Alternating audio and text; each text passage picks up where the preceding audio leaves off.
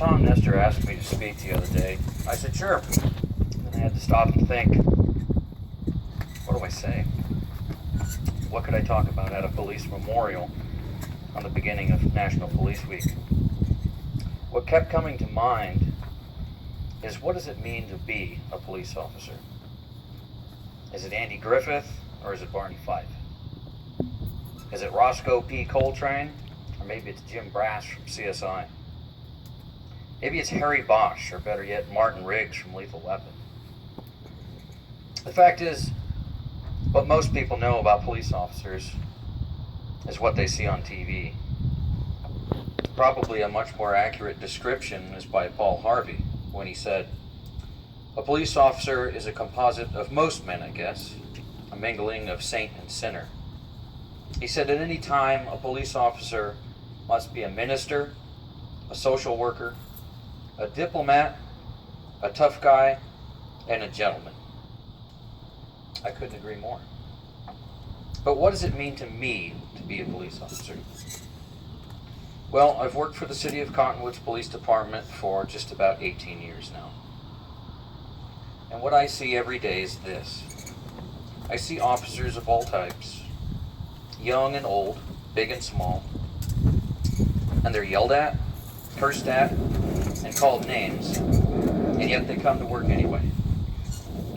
They're falsely accused, belittled, and lied to, and they still show up day after day. I've seen them threatened, spit on, and injured, sometimes severely. And the next day, they crawl out of bed, they shine their shoes, they strap on their duty belt and their vest, and with their keys and their radio in hand, they head off to work, ready to do it all over again. Ready to answer the citizens' calls and their cries for help. Like a reasonable person would probably stay home and start looking for another job. But as George Bernard Shaw said, reasonable people adapt themselves to the world. Unreasonable people attempt to adapt the world to themselves. All progress, therefore, depends on unreasonable people. So in many ways, I guess police officers are unreasonable people.